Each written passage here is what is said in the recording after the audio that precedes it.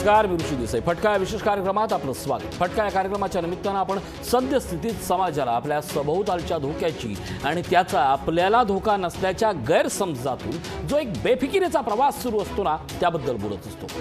बातमी तुम्हाला आवडो अथवा न आवडो, पण म्हणून बातमी कधीच बदलत नाही, ती तशीच असते तुमच्यावर प्रभाव पडेपर्यंत. त्या प्रत्येक बातमीच्या परिणामकारकतेच्या प्रभावाचा आपल्याला सकारात्मक अथवा नकारात्मक प्रभाव पडताना जगण्याच्या काळजीचा हा प्रामाणिक आजचा फटका आहे. कोरोना संपून आता दारं किलकिली झाली आहेत, पण तेवढ्यात दक्षिण आफ्रिका आणि केरळहून आलेल्या काही बातम्या चिंता वाढवणाऱ्या जरी नसल्या तरी बेफिकिरी बाळगू नका हेच सांगणारे आहेत. आणि यावरच आहे आजचा फटका, आफ्रिकेचं संकट, बेफिकिरीचं निमंत्रण. होय, आजचा विषय अत्यंत महत्त्वाचा आहे, पण आजचा विषय भारतात का चर्चेत आलाय आणि तो आज का चर्चेत आलाय त्यावर लक्षात द्या. आज बाजाराचा शेवटचा वर्किंग डे. शुक्रवारी शेअर मार्केट निर्देशांकात मोठी घट दिसून आली. शुक्रवारी बीएसई सेन्सेक्स 1,687.94 पॉईंट्स म्हणजे 2.87% घसरला.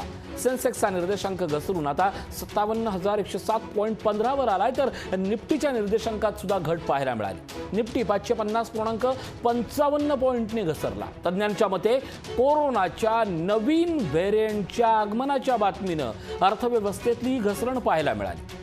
नवीन व्हेरियंटमुळे गुंतवणूकदार घाबरलेले आज पूर्णपणे या शेअर बाजारात पाहायला मिळाले. आणि मग चर्चेत आला की हा कुठला नवा व्हेरियंट की ज्याने आज शुक्रवारी बाजार कोसळून टाकला. आजचा फटका हा आपल्या वैद्यकीय साक्षरतेसाठी आणि कुठलाही गोंधळ उडू नये हे समजूनही आपण न वागतोय त्याच्यावर लक्ष देण्यासाठी ही प्रयत्नपूर्वक केलेली एक जाणीव आहे. आजच्या दोन बातम्या आपल्या सर्वांसाठी महत्त्वाच्या आहेत. त्यातली पहिली बातमी दक्षिण आफ्रिकेची आहे. भारतात कोरोना रुग्णसंख्या काही प्रमाणात कमी होत असल्यानं देशवासियांना आता कुठेसा दिलासा मिळत असतो, पण त्याच वेळेला ही नवी बातमी समोर आली आहे. दक्षिण आफ्रिकेत कोरोनाचा एक नवा व्हेरियंट आढळून आलाय. हा व्हेरियंट डेल्टा व्हेरियंटपेक्षाही भयानक असल्यानं आता जगभरात चिंतेचं वातावरण निर्माण झालंय. त्यामुळे आता भारताला आणि भारतीयांनाही विशेष काळजी घेणं आवश्यक बनलंय. कोरोनाचा एक नवा व्हेरियंट दक्षिण आफ्रिकेत आढळून आल्यानं तज्ज्ञांनी चिंता व्यक्त केली आहे. कोरोनाच्या या नव्या व्हेरियंट संदर्भात माहिती देताना दक्षिण आफ्रिकेच्या शास्त्रज्ञांनी सांगितलंय की दक्षिण आफ्रिकेत मल्टिपल म्युटेशन क्षमता असलेला हा नवा व्हेरियंट आढळलाय. दक्षिण आफ्रिकेतील कोरोना रुग्णांच्या संख्येत वाढ झाल्यानंतर या नव्या व्हेरियंटची माहिती अभ्यासाअंती समोर आली. व्हायरोलॉजिस्ट ट्युलिओ जी ओलाविरो यांनी एका पत्रकार परिषदेत ही माहिती दिली आणि त्यावेळी या व्हेरियंटची माहिती जगाला कळली. ही एक बातमी. आता बोलूया दुसऱ्या बातमीकडे. केरळमधील मागच्या काही दिवसाची कोरोनाच्या आकडेवारीवर तुम्ही नजर टाकली आहे का? केरळमधील कोरोना रुग्णांच्या संख्येत 370 मृतांच्या आकडेवारीनं एक वेगळीच भर पडली आणि आकडा गेला 38,045 वर. कोरोना संक्रमितांचा आकडा 4,972 वर पोहोचला. उपचाराधीन रुग्णांची संख्या सध्या 52,710 एवढी झाली आहे. तर तिरुवनंतपुरममध्ये सर्वाधिक 917, त्यापाठोपाठ त्रिशूरमध्ये 619, तर कोझिकोडमध्ये 527 नवे रुग्ण आता आढळले आहेत. या दोन्ही बातम्या विशेष का आहेत की तुमच्यापैकी अनेक जण केरळ, कर्नाटक इथं आता इयर एंडिंगच्या प्लॅनसाठी जाणार असतील. त्यांनी हे वाचणं, समजून घेणं जास्त गरजेचं आहे. या दोन्ही बातम्या आजच्या दृष्टीनं महत्त्वाच्या आहेत. केरळमधले आकडे पुन्हा वाढत चालले आहेत आणि हे आकडे वाढतायत म्हणून जास्त चिंतादायक आहे. ही फक्त सांगण्याची किंवा घाबरण्याची गोष्ट नाही आहे, तर त्याच जास्त तीव्रतेनं समजून घेणं हे जास्त गरजेचं आहे. इतर राज्यांचं ठाऊक नाही, पण महाराष्ट्र टप्प्याटप्प्यानं अनलॉक झालाय. सुरक्षेची काळजी घेऊन राजकारणाचा विचार न करता टप्प्याटप्प्यानं सगळं खुलं होतंय. आता एक साधारण डिसेंबरच्या पहिल्या दिवशी शाळाही सुरू होतील. अगदी पहिलीपासून शाळा सुरू होतील. त्यामुळे सगळ्यांनी काळजी घेऊन यापुढे पुन्हा सगळं सुरळीत होताना या सगळ्याची तीव्रता समजून घेण्याची आज जास्त गरज बनली आहे. दक्षिण आफ्रिकेत कोरोना व्हायरसचा एक नवीन व्हेरियंट सापडला. त्यामुळे देशभरात 100हून लोकांना अधिक संसर्ग झालाय. ही बातमी तुमच्यापर्यंत पोहोचली नसेल तर आम्ही काय हे सगळं निकडीनं सांगतोय ते समजू नये.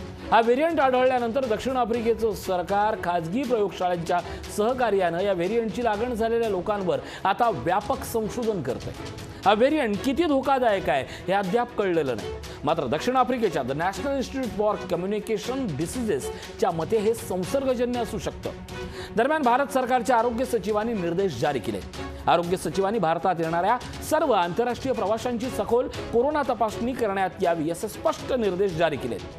NICDने सांगितले की नवीन कोरोना व्हायरस व्हेरियंटचं नाव B.1.529 आहे। दक्षिण आफ्रिकेच्या सरकारनं NGS-SA सदस्य सरकारी प्रयोगशाळा आणि खाजगी प्रयोगशाळांना ताबडतोब जिनोम सिक्वेन्सिंग करण्याचा सल्ला दिला आहे। म्हणून ही गोष्ट आंतरराष्ट्रीय पातळीवर फार महत्त्वाची बनली आहे, जेणेकरून हा व्हेरियंट किती सांसर्गिक आणि किती घातक आहे हे आपल्याला आगामी काळात समजेल। अर्थात या नव्या व्हेरियंटमुळे आता केंद्र सरकारही सावध झाले। आरोग्य मंत्रालयानं बोट्सवाना, दक्षिण आफ्रिका आणि हाँगकाँगमधून येणाऱ्या प्रवाशांच्या किंवा त्या मार्गे इतर देशातून येणाऱ्या प्रवाशांची काटेकोरपणे तपासणी करण्याच्या सूचना सगळ्या राज्यांना दिल्या आहेत। केंद्र सरकार या वेळेला गाफील नाही, राज्य सरकारही गाफील असून चालणार नाही। पण केंद्र आणि राज्य यांचा विषय नाही आहे, आपणही सतर्क असलं पाहिजे, म्हणून आजचा हा विशेष फटका आहे। अर्थात केंद्राच्या आणि राज्याच्या माहितीनुसार देशातील राज्य आणि केंद्रशासित प्रदेशांच्या संयुक्त बैठकीत बोलताना आरोग्य सचिव राजेश भूषण यांनी माहिती दिली की भारताच्या राष्ट्रीय रोग नियंत्रण केंद्रानं सरकारला या विषाणूबद्दलची माहिती दिली आहे। हा विषाणू वेगानं प्रसारित होणार आहे, त्यामुळे सार्वजनिक आरोग्याला गंभीर धोका निर्माण होण्याची शक्यता आहे। त्यामुळे अर्थातच सर्व राज्यांनी या भागातून येणाऱ्या प्रवाशांची काटेकोरपणे आणि आरोग्य मंत्रालयानं घालून दिलेल्या सर्व नियमांचं पालन करून तपासणी करावी, तसंच त्याची नोंद ठेवावी। लक्षात घ्या, केंद्र, राज्य आणि समूह या पातळीवर हे सगळेजण काळजी करत असताना आपण अजूनही बेफिकिरीनं वागतोय। आज औरंगाबादची बातमी तुमच्यापर्यंत पोहोचलीच असेल। औरंगाबादमध्ये चक्क आता तुमच्याकडे 2 लसीकरण झालेलं सर्टिफिकेट नसेल तर पेट्रोल मिळत नाही। केवळ इथपर्यंत ते थांबले नाहीत, तर तिथेच लसीकरणाचे केंद्र देखील उघडण्यात आली आहे। या गोष्टीवरून समजू शकते की अजूनही 2 पैकी एकही लस न घेतलेल्यांची आकडेवारी किती मोठी आहे। मग याला स्पष्ट शब्दात फक्त बेफिकिरीच म्हणावं लागेल। भारत सरकारचा आरोग्य सचिव राजेश भूषण यांनी सर्व राज्य आणि केंद्रशासित प्रदेशांना आता एक पत्र लिहिलंय आणि हे पत्र लिहून कोरोनाच्या नवीन व्हेरियंटची प्रकरणं वेगानं वाढत असल्याचा इशारा दिलाय। व्हिसा संदर्भात आणि देशांतर्गत सूट दिल्यास यामुळे देशातील आरोग्य समस्या वाढू शकते। त्यामुळे सर्व राज्यांनी बाहेरील देशातून येणाऱ्या सर्व प्रवाशांची काटेकोरपणे तपासणी करावी असे आदेश दिले। मी पुन्हा एकदा सांगतो की आता डिसेंबर महिना उजाडणार आहे आणि डिसेंबर महिना हा संपूर्ण जगाच्या दृष्टीनं भारताच्या पर्यटनासाठी अत्यंत महत्त्वाचा मानला जातो। किनारपट्टी कोकणची असेल, राज्य महाराष्ट्र असेल, मुंबई असेल, पर्यटन सिटी म्हणून अवघ्या देशभर असेल, ही वर्दळ आता वाढणार आहे आणि हीच वेळ आहे काळजी घेण्याची। केंद्र सरकारचे आरोग्य सचिव त्या पत्रात पुढे म्हणत आहेत ती गोष्ट महत्त्वाची आहे। परदेशातून येणाऱ्या सर्वांचा मागोवा घ्या, त्यांची नोंद घ्या। जर कोणी दक्षिण आफ्रिका, बोत्सवाना किंवा हाँगकाँगमधून आले असेल तर त्यांची तपासणी करणं आवश्यक आहे। त्यांचे नमुने ताबडतोब जिनोम सिक्वेन्सिंगसाठी पाठवावेत। अर्थात पुढे असं झालंय की NICDचे कार्यवाहक कार्यसंचालक प्राध्यापक एड्रियन पुरेन यांनी असं म्हटलंय की दक्षिण आफ्रिकेत नवीन व्हेरियंट आढळल्यानं आम्हाला आश्चर्य वाटत नाही। सध्या डेटा खूप मर्यादित असला तरी आमचे आरोग्य कर्मचारी आणि शास्त्रज्ञ सतत काम करतायत। पण या प्रकाराचा उगम कुठून झाला हे शोधण्याचा आम्ही प्रयत्न करतोय। ते कुठे पसरेल आणि किती नुकसान होऊ शकेल याचा आम्ही विचार करतो। याबाबत आम्ही संशोधन करतोय, इशारा देतोय, जेणेकरून कोरोनाचा संसर्ग टाळू शकेल। अर्थात हे झालं त्यांच्या शास्त्रज्ञाचं। आठवा 2 वर्षापूर्वी ज्यावेळी चीनमध्ये सगळं सुरू होतं त्यावेळी त्यांचेही शास्त्रज्ञ असाच काहीसा अभ्यास करत होते। परिणाम जगाला भोगावे लागले। हे घाबरवण्याचा विषय नाही आहे, याला वैद्यकीय प्रबोधन असं म्हणतात। आज एक छोटीशी काळजी या सगळ्यापासून तुम्हाला संरक्षित करेल। पण सगळ्यात महत्त्वाचं म्हणजे आपली छोटी मुलं जी आज शाळेत जाणार आहेत त्यांना धोका कदाचित नसेल, पण ती ज्यावेळी घरी परतून येतील त्यावेळी या सुपर स्प्रेडरचा प्रकार फार मोठा असेल। म्हणून काळजी प्रत्येकाची आणि प्रत्येकासोबत स्वतःची घेणं जास्त गरजेचं आहे। पब्लिक हेल्थ सर्व्हिसेस अँड रिस्पॉन्सचे प्रमुख डॉक्टर मिशेल ग्रूम यांनी या संपूर्ण दक्षिण आफ्रिका आणि जगभरातल्या नव्या व्हेरियंटबद्दल सांगितलं की या सगळ्यात अभ्यास करताना आश्चर्यकारक बाब म्हणजे पॉझिटिव्ह लोकांची संख्या आणि संसर्ग झालेल्या लोकांची संख्या झपाट्यानं वाढते. B.1.529 या व्हेरियंटची सर्वाधिक प्रकरणं गौटेंग, उत्तर पश्चिम आणि लिम्पोपो इथे नोंदवली गेली आहेत. मिशेल पुढे म्हणतात की आम्ही देशभरातील NICDसह सर्व राज्यांच्या आरोग्य प्रशासनाला सतर्क केले. याच मिशेल ग्रूम यांनी पुढे या सगळ्या संशोधनात जी गोष्ट सांगितली आहे ती समजून घ्या. आम्ही लोकांना जास्तीत जास्त संरक्षण ठेवण्यास सांगितले. कोविड-19 प्रोटोकॉलचे पालन करा. एखाद्याने लस घेतली असली तरी त्याने मास्कचा वापर करा. सोशल डिस्टन्सिंगचं पालन करा. हाताच्या स्वच्छतेची काळजी घ्या आणि गर्दीच्या ठिकाणी जाऊ नका, कारण आतापर्यंत आम्हाला माहीत नाही की नवीन व्हेरियंट किती धोकादायक आहे. याआधी डेल्टा व्हेरियंटनं जगात प्रचंड विध्वंस घडवून आणला होता. नीट लक्षात घ्या, ही जगभरातल्या शास्त्रज्ञांची, तिथल्या वैद्यकीय अभ्यासकांची, तिथल्या डॉक्टरांची मतं मराठीत किंवा आपल्यापर्यंत पोहोचवण्याचा हेतू एकच आहे. जी गोष्ट आज दक्षिण आफ्रिकेमध्ये घडली आहे ते दुर्दैवी स्वप्न आपण अजूनही टाळू शकतो. जगभरात काय होतं यापेक्षाही जास्त तुमच्या उंबऱ्याच्या बाहेर आणि तुमच्या नजरेच्या समोर तुम्ही काय करता याच्यापासून संपूर्ण समाजाला वाचवण्याची पुन्हा एक जबाबदारी आपल्यावर येऊन पडली आहे.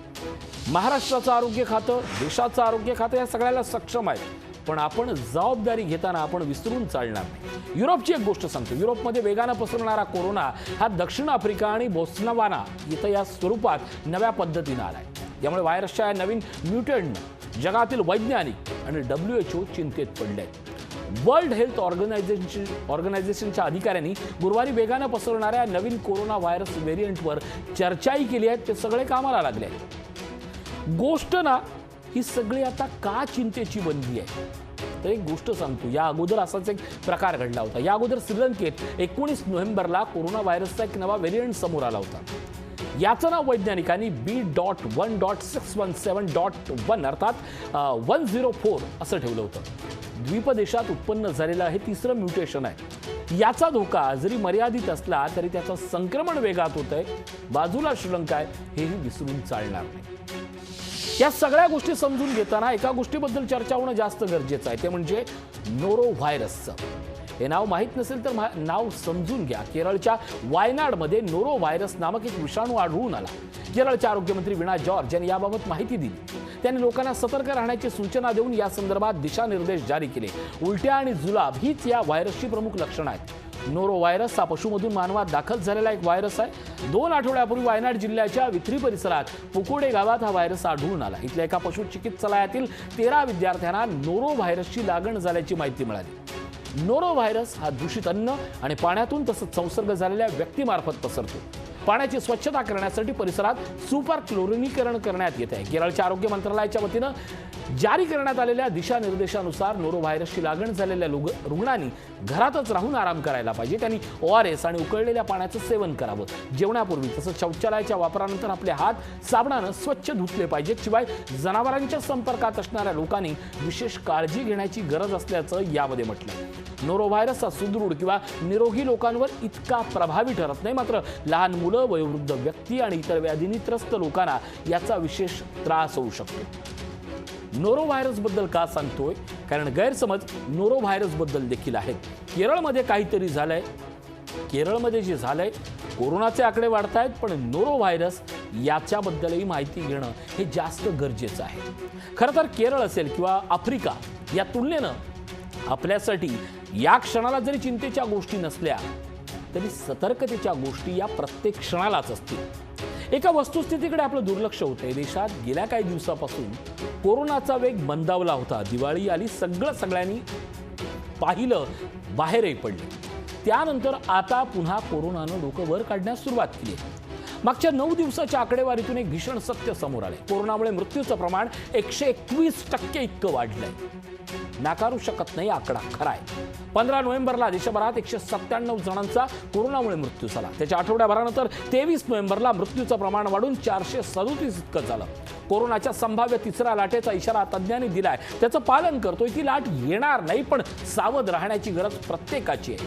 केंद्रीय आरोग्य विभागानं त्या संदर्भात आता 13 राज्यांना सतर्क राहण्याचा इशारा दिला आहे. कोरोना तपासणीची संख्या कमी झाल्यानं नाराजी देखील केंद्रानं व्यक्त केली आहे.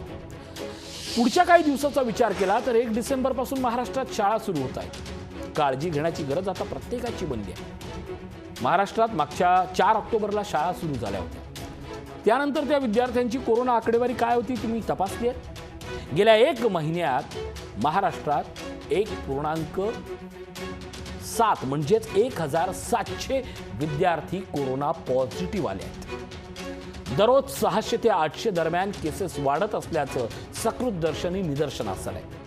हा सरकार दप्तरी आकडा नोंद असताना लहान मुलांची काळजी, जी आता शाळा सुरू होणार आहेत त्यांची काळजी घेणं ही अतिशय अवघड गोष्ट बनली आहे. पण तरीही केवळ शाळेंवर किंवा पालकांवर किंवा मुलांवर आपण अवलंबून राहू शकत नाही. काळजी समाज म्हणून आपल्या प्रत्येकाचीच घ्यावी लागणार आहे. देशात पुन्हा एकदा कोरोनाचा संसर्ग चिंताजनक बनत चाललाय. गेल्या 30 दिवसात 10 मोठ्या राज्यांमध्ये 2400 विद्यार्थ्यांना कोरोनाची लागण झाली. त्यापैकी सर्वाधिक 1700 विद्यार्थी महाराष्ट्रातील आहेत. ज्या विद्यार्थ्यांना संसर्ग झालाय त्यापैकी बहुतेक विद्यार्थी एकतर लग्नाच्या मेजबानीला गेले होते किंवा त्यांचे नातेवाईक कोणत्या तरी कार्यक्रमातून परतले आहेत.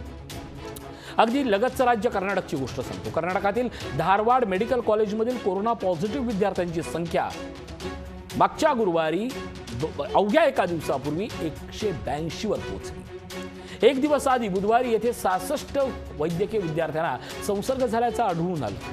विशेष म्हणजे हा जो आकडा आहे ना, या सगळ्यांचं पूर्णपणे लसीकरण झालं होतं, म्हणजे दोन्ही डोस घेतले होते.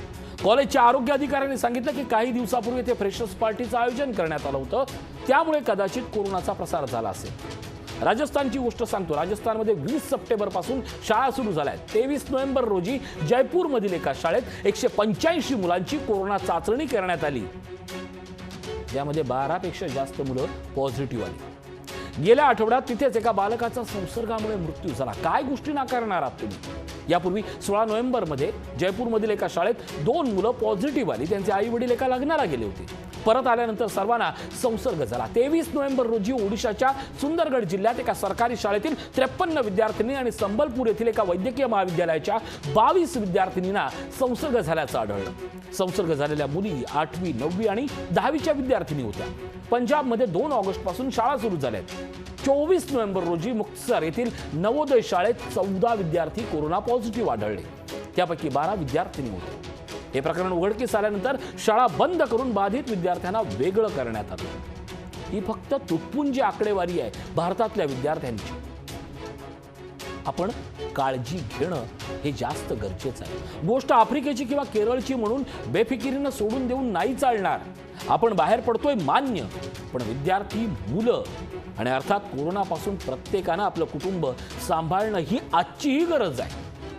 बरं, हे सगळं का सांगतोय तर याला कारण आहे अमेरिकेची एक बातमी जी अतिशय धक्कादायक आहे. अमेरिकेत कोरोनाचा विषाणू लहान मुलांना आता शिकार करत सुटला. अमेरिकेत कोरोना संक्रमित लहान मुलांचा वाढता आकडा हा जगासाठी धोक्याची परिस्थिती निर्माण करू शकतो. अमेरिकेतील अकॅडमी ऑफ पीडियाट्रिक्सच्या अहवालानुसार 11 ते 18 नोव्हेंबर दरम्यान 1,41,905 लहान मुलांना कोरोना झाल्याची माहिती समोर आली. या अहवालानुसार लहान मुलांच्या कोरोना संक्रमणाची गती ही 32% वाढली आहे. आकडेवारीचा विचार केला तर अमेरिकेमध्ये मागील आठवड्यात 1/3 लहान मुलं ही कोरोना संक्रमित झाल्याचं निष्पन्न झालंय. अमेरिकेमध्ये लहान मुलांची संख्या ही 22% आहे. कोरोना महामारीच्या जाळ्यात 3%पेक्षाही कमी मुलं ही संक्रमित झाली आहेत. त्यानुसार 68 लाख मुलं ही संक्रमित झाली आहेत. कोरोनाचं पूर्ण उच्चाटन अजूनही झालेलं नाही. खरं तर परदेशाची गोष्ट लसीकरणात आघाडीवर असेलही, पण अजूनही संक्रमणाचे आकडे वाढत चालले. युरोपमध्ये पुन्हा एका कोरोना संसर्ग आता वाढताना दिसतोय. वाढती रुग्णसंख्या पाहता युरोपनेही काळजी घेतली आहे, ऑस्ट्रियानं काळजी घेतली आहे. ऑस्ट्रिया सरकारनं देशभरात 20 दिवसाच्या लॉकडाऊनची घोषणा केली आहे. नागरिकांनी आवश्यक काम असेल तरच घराबाहेर पडावं असं आवाहन ऑस्ट्रिया सरकारनं केलं. ऑस्ट्रियामध्ये लॉकडाऊन काळात रेस्टॉरंटसह दुकानं बंद ठेवण्यात येणार आहे. तसंच मोठ्या कार्यक्रमाचंही आयोजन रद्द करण्यात आलं. पुढचे 10 दिवस या सगळ्या परिस्थितीचा आढावा घेण्यात येईल आणि त्यानंतर जो काय असेल तो निर्णय घेण्यात येईल असं प्रशासनानं स्पष्ट केलंय. युरोपमधील काही देशांमध्ये पुन्हा एकदा कोरोना संसर्गानं डोकं वर काढलंय। यामुळे आता जर्मनीमध्ये कोरोना प्रतिबंधक लसी घेणं सक्तीचं करण्यात आलंय। जर्मनीमध्ये कोरोनाची 4थी लाट असल्याचं सरकारनं स्पष्ट केलंय।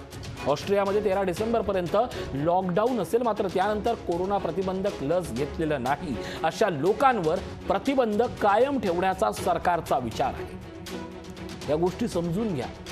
इथे पेट्रोल पंपावर केवळ लस नाही म्हणून पेट्रोल मिळणार नाही म्हणून आपण पेट्रोलसाठी लसीकरण करतोय, त्या राज्यात स्वतःच्या जीविताची काळजी आपण कधी करायला शिकणार? आपण या समाजाचा एक घटक आहोत आणि एक घटक म्हणून वावरताना आपली गरज आहे की आपण लोकांपर्यंत जाण्याची, लोकांचं प्रबोधन करण्याची। अर्थात या सगळ्यात जी गोष्ट महत्त्वाची आहे ती समजून घेतली तर दक्षिण Africa, Kerala, Britain, Europe, Austria, Germany या सगळ्या गोष्टी का महत्त्वाच्या आहेत ते समजेल। ही गोष्ट जिथून सुरुवात झाली होती ना त्या देशाबद्दल बोलूया। कोरोना म्हटलं की कोणालाही न सांगता निदान महाराष्ट्रात तरी एका देशाचं नाव समोर येईल आणि तो देश म्हणजे चीन। चीनमध्ये सध्या काय चाललंय? चीन सध्या कोरोना विषाणूच्या सर्वाधिक वेगानं फैलावणाऱ्या डेल्टा व्हेरियंटशी झुंजतोय। चीनच्या पूर्वेकडील भागात येण्या जाण्यावर आता बंदी घालण्यात आली।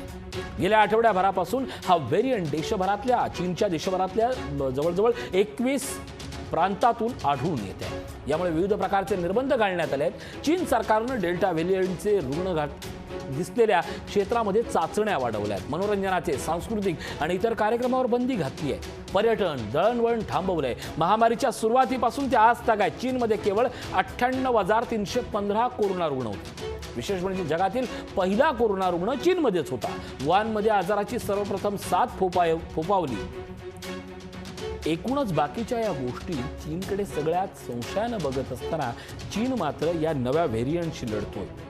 मुद्दा हा नाही आहे की कुठं काय चाललंय आणि कुठे का नाही चाललंय। मुद्दा हा आहे की आपण भारतात आहोत, आपण महाराष्ट्रात आहोत आणि महाराष्ट्रातल्या प्रत्येक गाव खेड्यात ही गोष्ट आता पोहोचता नाही। सरकारचं ऐकू नका, वैद्यकीय खात्याचं ऐका किंवा कदाचित ऐकू नका, कोरोना माना किंवा मानू नका, पण समूह म्हणून जर तुम्ही गावखेड्यात राहणार असाल, आपल्या घरात राहणार असाल तर आपल्या घरच्यांचं, आपल्या कुटुंबाची काळजी घेणं याचा भारताचा नागरिक म्हणून आपल्या प्रत्येकाची काळजी आहे, जबाबदारी आहे। या जबाबदारीच्या पालनातून आज पुन्हा एकदा लोकशाही न्यूज तुम्हाला आवाहन करते, बेफिकीर होण्यासाठी ती गोष्ट अगोदर समजून घेतली पाहिजे आणि समजून घेतल्यावर त्या गोष्टीची प्रतिकार म्हणून ताकद आपल्या अंगी यायला पाहिजे। यावरच ही गोष्ट संपत नाही तर लढण्याची ताकद देईल। आजच्या या फटका विशेष कार्यक्रमात इथं थांबतोय। ताज्या बातम्यांसाठी पाहत राहा लोकशाही।